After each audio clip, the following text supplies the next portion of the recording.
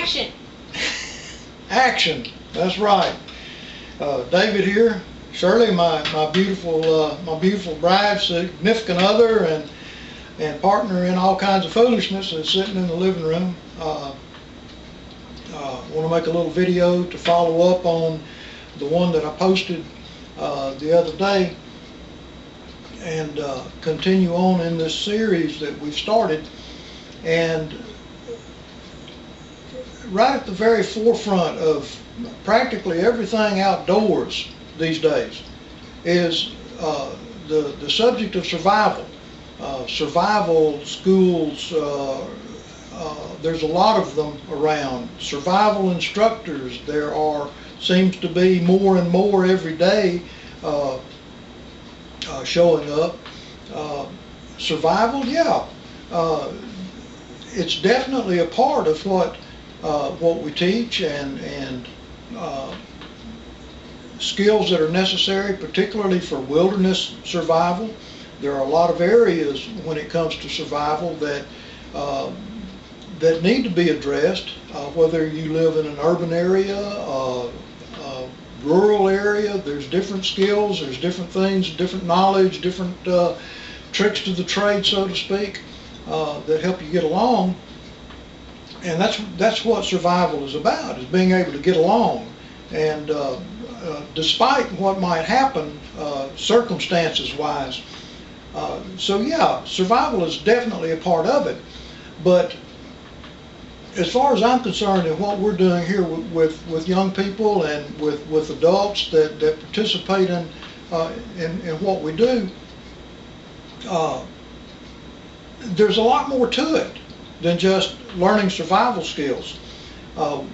A lot more that I'm personally interested in people beginning to pick up on. And if the only reason that we're doing this is to learn survival skills, I think we're really shorting ourselves where the outdoors is concerned.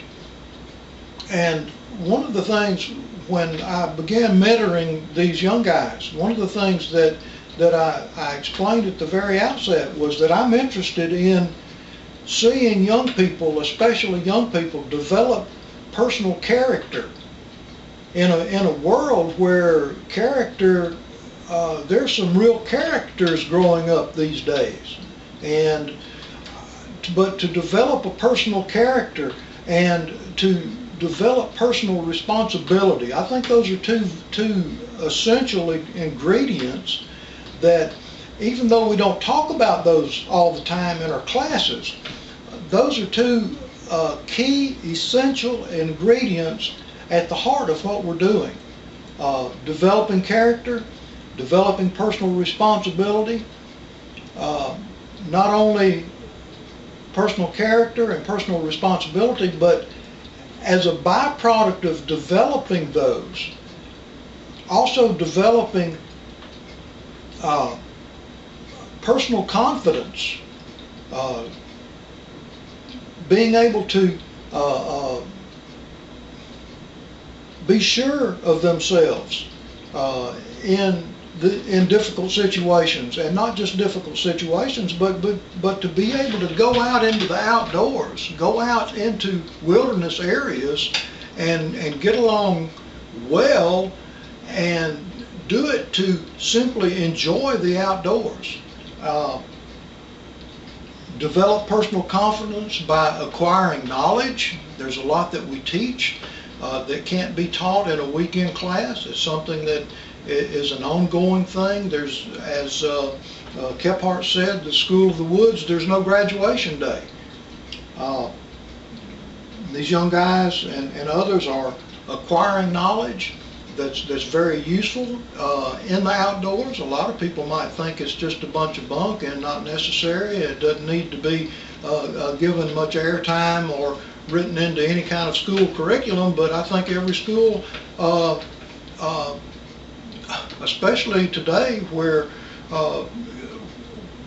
young people particularly are concerned, the things that they're learning in school, there's a lot that's being left out.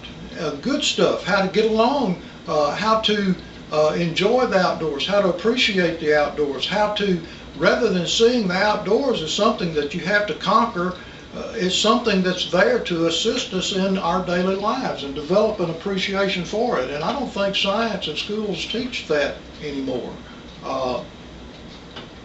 Acquiring knowledge, learning and developing skills that are important in the outdoors, and all of these steps, all of these different ingredients that are built into this thing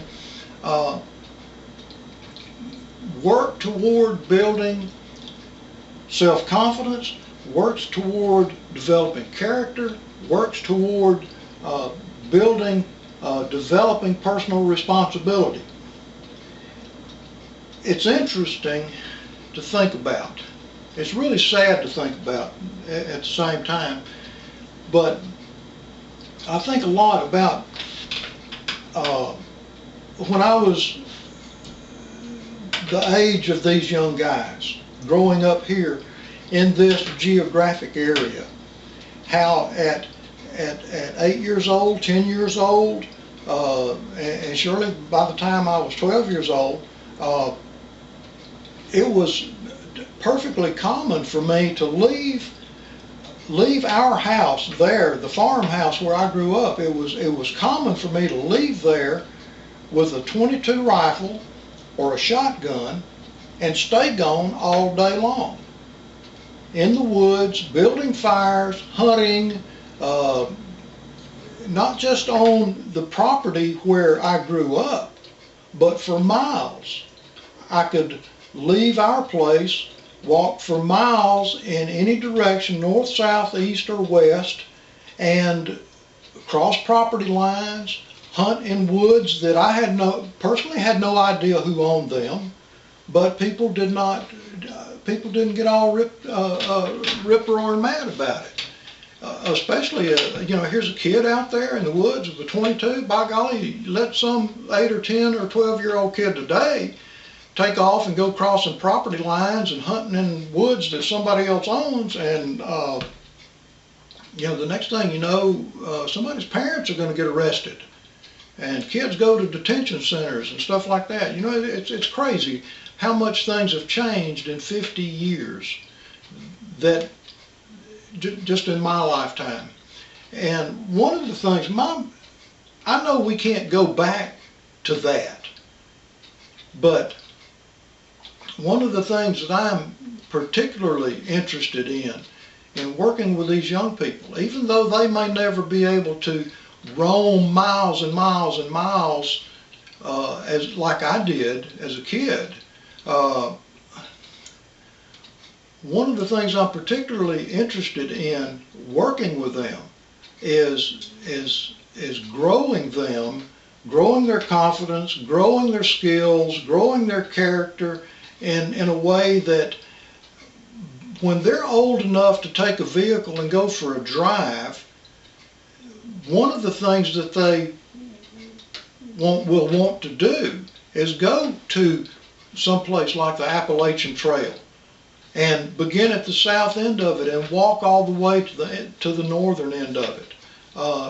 To be able to go and do things like that, we may never be able again to do like Nesmith did, or to do like Kephart did, or to do like any of the other great outdoorsmen of the recent past did. We may never, those days are gone for all practical purposes. But there are still opportunities that people can avail themselves to, where they're not in a park, they're not in a campground, they're not in some, for lack of a better word, safe little environment calling themselves camping. And if that's all the camping anybody ever does, that's okay. But for me personally, there's a world of woods out there. Ma Nature is a beautiful ma, and she takes good care of us. She can also whip her butt in a hurry if we don't know how to get along in those sorts of situations, and that she can throw at us. But to be able to go, to be an outer, I think is the word that Nessma used many times, George W. Sears, talking about outers going out into the woods, into the deep woods. There's still enough deep woods out there that a person can go and experience maybe a thimble full of what folks like Nessma and Kephart and others, great outdoor adventurers, experienced. And so we're working with these guys and hoping that in learning things, there's something that they'll catch, things that can't be taught, that can only be modeled, can only be talked about.